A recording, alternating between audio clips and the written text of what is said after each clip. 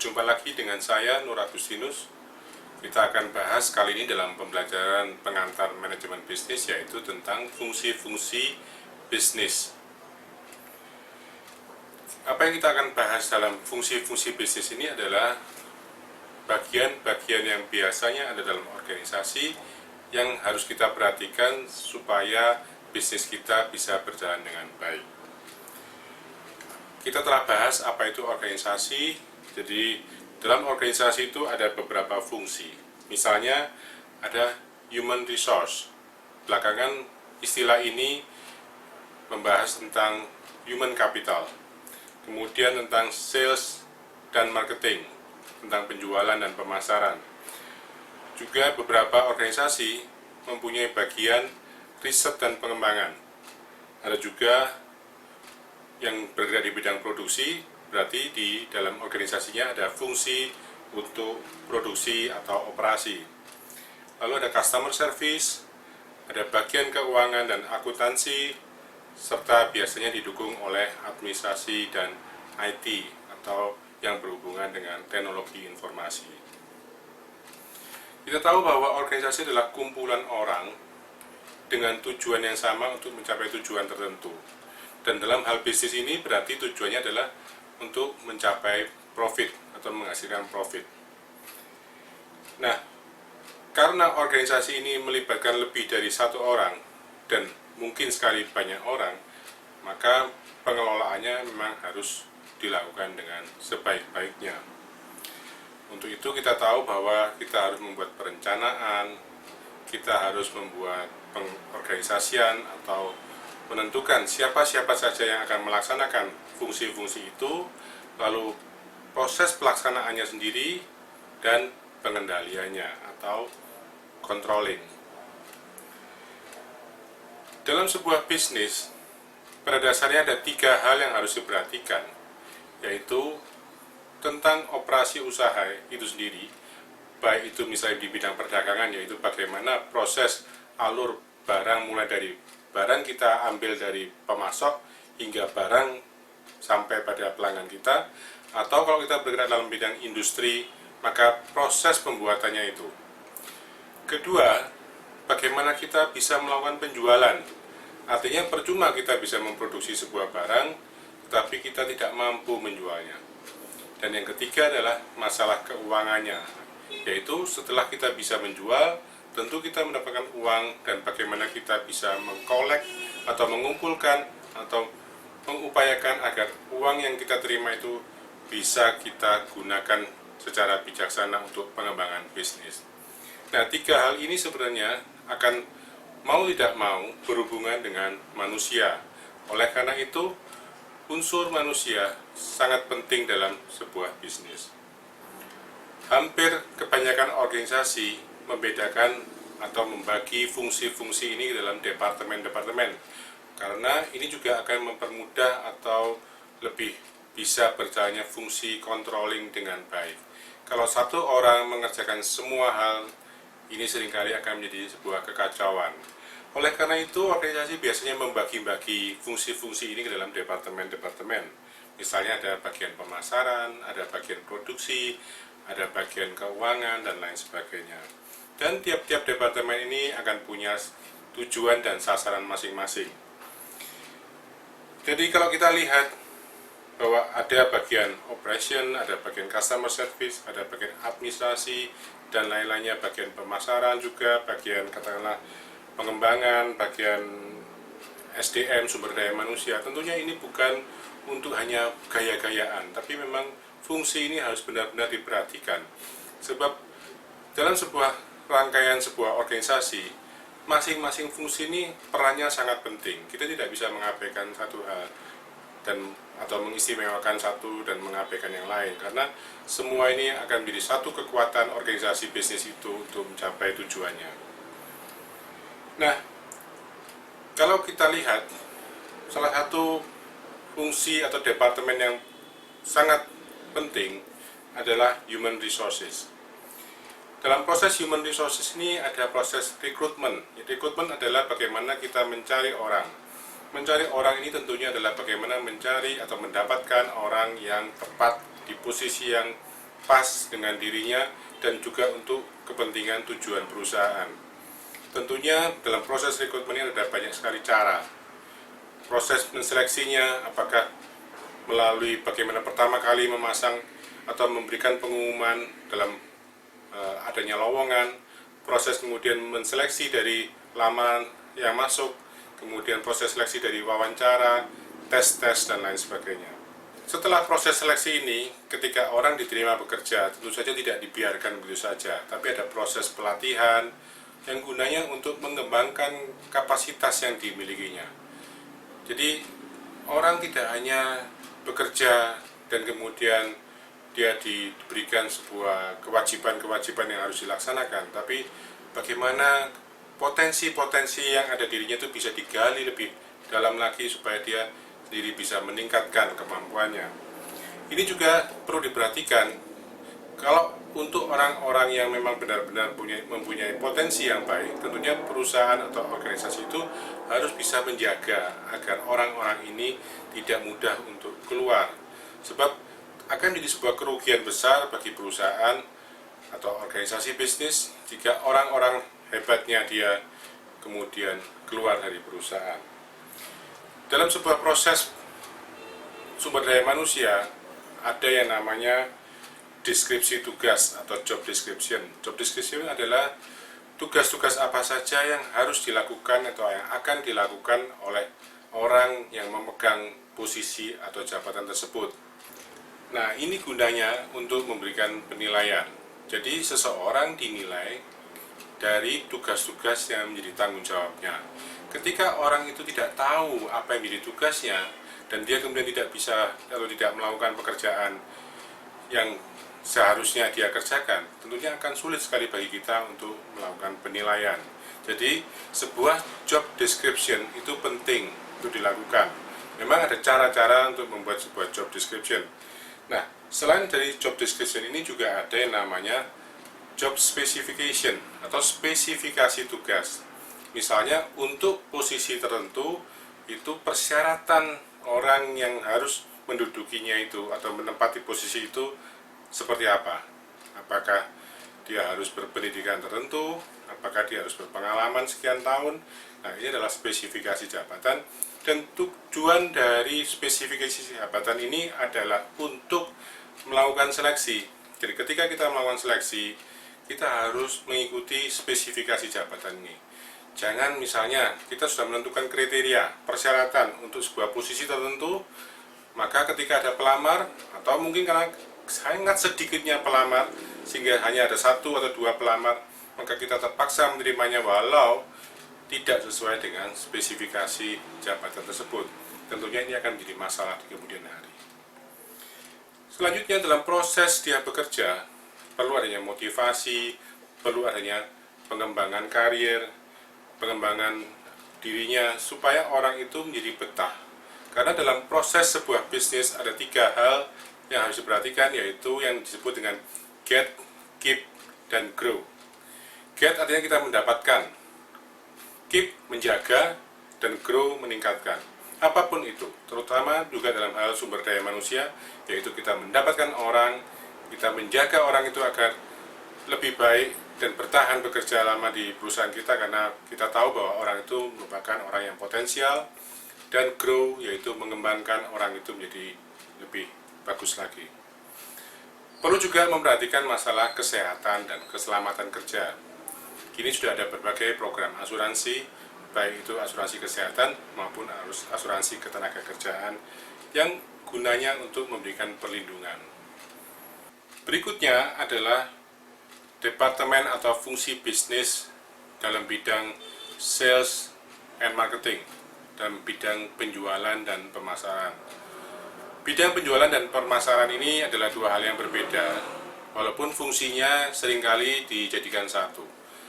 Marketing bertujuan adalah supaya produk kita itu tertanam di benak pasar, di benak calon-calon pelanggan kita, di benak masyarakat yang membutuhkan. Sementara bagian penjualan adalah bagaimana membuat orang membeli produk yang dijual di pasaran tersebut. Namun, terlepas daripada apakah ada perusahaan yang membedakan atau menjadikannya satu departemen, ada 5 hal yang perlu diperhatikan dalam fungsi bisnis di bidang sales and marketing ini, yaitu pertama adalah melakukan riset pasar atau market research. Kedua, bagaimana menentukan strategi promosinya.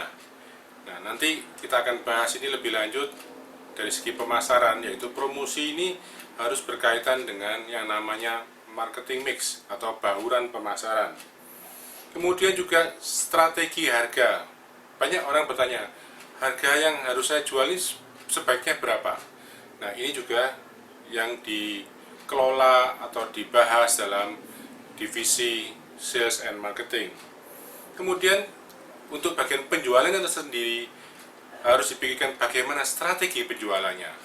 Ada banyak cara menjual, mungkin dalam bentuk direct selling, mungkin juga bagaimana melakukan penjualan, misalnya teknik-tekniknya itu akan banyak sekali yang bisa kita pelajari.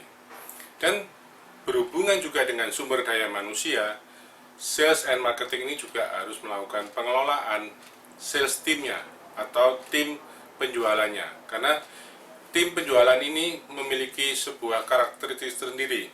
Jadi ada target-target yang harus dicapai, ada teknik-teknik bagaimana mengelola armada penjualan ini supaya menjadi lebih efektif dan efisien dalam mencapai target. Selanjutnya, dalam bisnis juga ada bagian riset dan pengembangan. Mungkin istilah ini terlalu muluk bagi perusahaan-perusahaan kecil, tapi walaupun perusahaan mikro atau kecil, bagian ini tidak boleh diabaikan, karena bagian ini erat kaitannya dengan inovasi produk. Jadi, walaupun kita sudah punya usaha yang berjalan dengan lancar, kita harus ingat bahwa produk yang kita jual itu bisa saja suatu ketika kelak akan turun dalam arti mungkin menjadi kurang diminati lagi oleh pelanggan kita. Oleh karena itu, seorang pebisnis harus memikirkan bagaimana melakukan pengembangan produk-produk baru. Jadi jangan terlena dengan produk-produk yang selama ini sudah laku, karena bisa saja suatu ketika entah ditinggalkan atau ada pesaing yang lain yang mempunyai produk-produk yang lebih bagus dan membuat usaha kita menjadi terpuruk.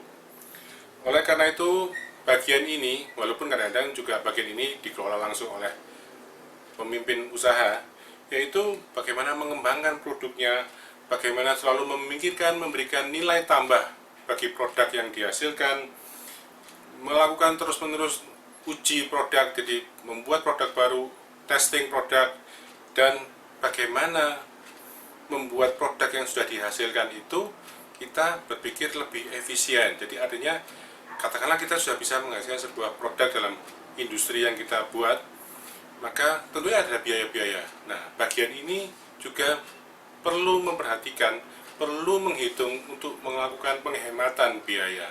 Jadi inilah pentingnya, karena dalam bisnis juga satu hal yang sangat penting dan tidak boleh diabaikan adalah efisiensi. Berikutnya yaitu fungsi keuangan. Keuangan pada umumnya disatukan dengan akuntansi. Bagian keuangan ini adalah bagian yang penting, karena seringkali kita suka dengan uangnya, tetapi kita tidak bisa mengelola uangnya dengan baik. Nah, hal-hal yang perlu diperhatikan atau dikelola dalam fungsi keuangan ini adalah mengenai cash flow. Cash flow adalah bagaimana kita memonitor arus kas yang masuk. Jadi pendapatan kita, revenue atau income, ini harus dimonitor dengan baik. Dan juga melakukan monitor atau pengawasan terhadap pengeluaran, pembiayaan yang kita lakukan. Jadi seringkali kita mungkin misalnya melakukan pembelian bahan baku atau barang yang ingin kita jual di toko kita tidak hati-hati. Jadi bagaimana kita mengelola pembiayaan, pengeluaran, dan juga melakukan monitoring terhadap pendapatan. Lalu juga bagaimana kita menyiapkan account keuangan kita, ya. Juga bagaimana kita mempunyai ide, kreativitas, atau strategi untuk meningkatkan uang atau finance yang kita miliki. Jadi apakah itu entah dengan cara melakukan misalnya saja join dengan orang lain, entah itu juga melakukan pinjaman.